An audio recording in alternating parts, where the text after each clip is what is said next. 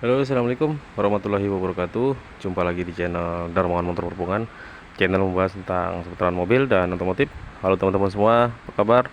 Semoga teman-teman semua dalam keadaan sehat, selalu dalam lindungan Allah Subhanahu Wa Taala. Amin ya robbal alamin. Pada kesempatan kali ini kita kedatangan satu unit mobil Honda Jazz ya, RS 2010. Ini untuk keluhannya teman-teman, kemarin kita tune up, sekalian tune up ya. Tadi terlihat di situ kita terlihat ada bocor oli yang lumayan banyak ya, di bagian mesin. Nah, jadi hari ini kita mau buatkan tutorial untuk penyebab bocor oli di bagian mesin Honda Jazz. Itu kerap seringkali terjadi ya, karena memang usia, terfaktor usia atau memang pemakaian.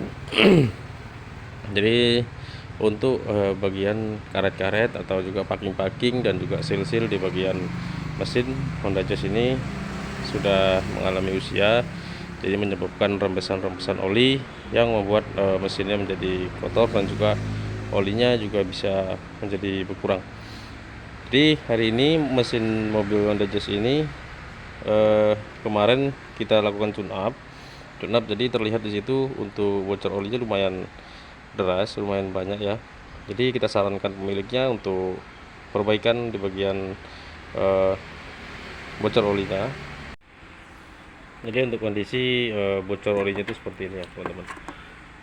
Di sini di antara bagian silinder head dan juga blok silinder mengalami basah seperti ini. Ini sudah kita bersihkan kemarin ya sedikit. Di sini dapat bocor oli yang lumayan ya. Ini terlihat basah terus. Padahal kemarin sudah kita cuci pada saat tune up, sudah kita cuci. Ini setelah kita sarankan baru kita kerjakan lagi di bagian bocor olinya. Itu sampai membasahi di bagian dinamo starter teman-teman. Ini letak dinamo starter itu di bawah intake manifold di sebelah.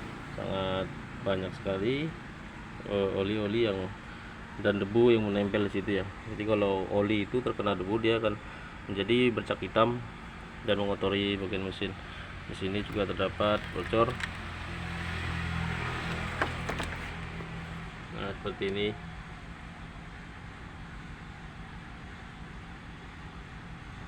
Sangat lumayan ya, lumayan deras juga. Di bagian tutup koper noken as belakang juga mengalami bocor. Ini sampai bocornya itu membasahi di bagian sneleng ya, sini.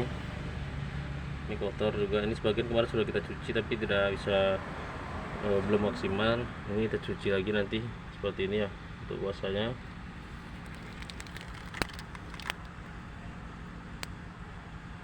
Sangat banyak ya untuk bocorannya. Jadi yang mau kita ganti awalnya itu biasa aja ya. Jadi biasanya kalau untuk Honda Jazz itu yang tipe RS ini ya, yang tipe RS biasanya permasalahannya di pitek, bagian pitek yang mengalami bocor. Ini piteknya, ini pitek dan juga tutup pelep dan juga o-ring noken as yang di belakang itu juga bisa menyebabkan bocor oli. Tapi biasanya yang paling membuat dia terlalu banyak bocornya itu dari pitek, karena ini dari pompa oli langsung ya dimasukkan ke pitek. Setelah itu pitek yang mengatur untuk noken as yang di sini. Jadi cara kerja pitek itu seperti itu teman-teman. Nah, jadi untuk kebocoran itu bisa juga disebabkan oleh backing cylinder head yang mengalami kebocoran. Kalau misalnya backing cylinder headnya sudah mulai usia, di sini di bagian pinggir sini nih, di bagian pinggir antara blok silinder dan juga cylinder head, di sini ada packing, yaitu packing cylinder head teman-teman. Nah itu kalau misalnya sudah mengalami usia dia akan merembes juga olinya keluar, karena untuk oli yang kembali ke karter itu berada di samping sini. Jadi kalau misalnya sini bocor itu juga bisa menyebabkan. Tapi untuk langkah awal kita kali ini kita kerjakan dulu di bagian pitek dan juga tutup klep dan juga di o-ring koper dulu yang kita ganti. Nanti kalau misalnya masih ada terjadi bocor, kita harus lakukan pembongkaran di bagian silinder headnya. Oke, Kita lanjut dulu teman-teman, kita lakukan penggantian dulu, kita lepasin, kita cuci bersih, nanti kita ganti. Oke, kita lanjut dulu. Nah, jadi seperti itu ya teman-teman untuk bocor olinya. Dan untuk indikasi lainnya teman-teman, di sini kita cek kemarin, padahal kita baru tune up, baru selesai kita tune up, udah kita bersihkan di bagian intake dan juga di ruang ini. Tapi kalau untuk ruangan yang di dalam, untuk ruang palap atau klepnya itu tidak bisa kita bersihkan karena takutnya rontokannya akan masuk ke dalam palap dan juga masuk ke dalam ring piston. Itu akan menyebabkan bocor kompres. Di sini di dalam ruang untuk balapnya sangat kotor sekali, kondisinya berkerak dan juga basah oli ya, seperti ini. Itu terdapat karbon itu nomor 1, nomor 2 juga banyak kali karbon yang masuk. Itu tidak bisa kita bersihkan menggunakan semprotan atau juga menggunakan gura mesin, karena bisa mengakibatkan terjadi sangkut atau menyebabkan o-ringnya, jadi untuk ring pistonnya tidak bekerja maksimal ya. Ini sangat kotor sekali ya teman-teman, karbonnya. Nah, ini teman-teman ya, yang menyumbang besar untuk bocor oli di bagian mesin mobil Honda Jazz RS ya. Ini di sini ada sel Pitek. Inilah yang menyaring dan mengatur untuk kinerja palap yang di sini. Jadi ini diatur oleh sensor Pitek yang ini. Di sini ada buka tutupnya ya, dan juga ada saringan di sini. Jadi pompa oli itu langsung menuju kemari, baru bisa mengatur untuk bagian palap-palap Pitek ini. Ini kita mau ganti ini untuk o-ring klepnya, o-ring Piteknya ya, sudah mengeras dan sudah gepeng. Dibocor dari bawah sini. Sini sangat bocor. Kita bersihkan, nanti ini kita ganti juga untuk koper untuk noken asnya juga. Oke, kita lanjut.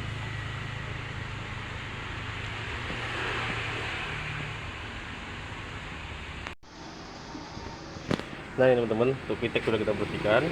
Ini juga koper noken as yang belakang sudah kita bersihkan juga. Untuk tutup klep sudah kita bersihkan, kita mau ganti ya. Ini untuk o-ring Pitek yang di sini, ini kita ganti. Di sini ada saringannya juga, kita ganti yang seperti ini ya.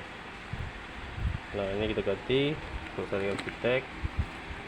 Ini untuk o-ring noken asnya kita ganti juga, dan untuk packing tutup klep kita ganti juga.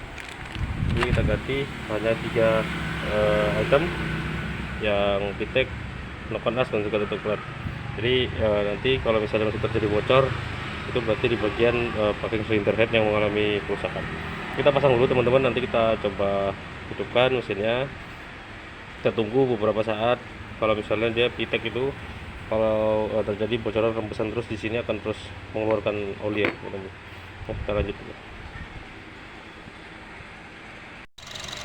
Nah ini teman-teman, ini sudah kita hidupkan sekitar 2 jam tadi ya. Kita panasin untuk mesinnya, kita tes jalan, lalu kita biarkan lagi.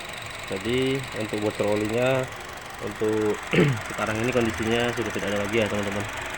Untuk rembesan seperti kemarin pada saat setelah kita cuci, itu terlihat ada rembesan di bagian sini di dekat intake ya. Ini sudah bersih, tidak ada rembesan lagi. Nanti kalau misalnya berjalannya waktu, kalau misalnya ada kebocoran lagi, tinggal di bagian packing cylinder head tuh,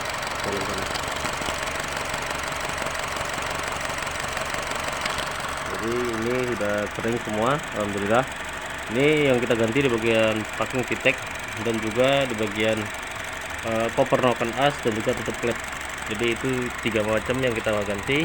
Untuk lahar bearing di sini juga ada suara berusik, sudah kita ganti.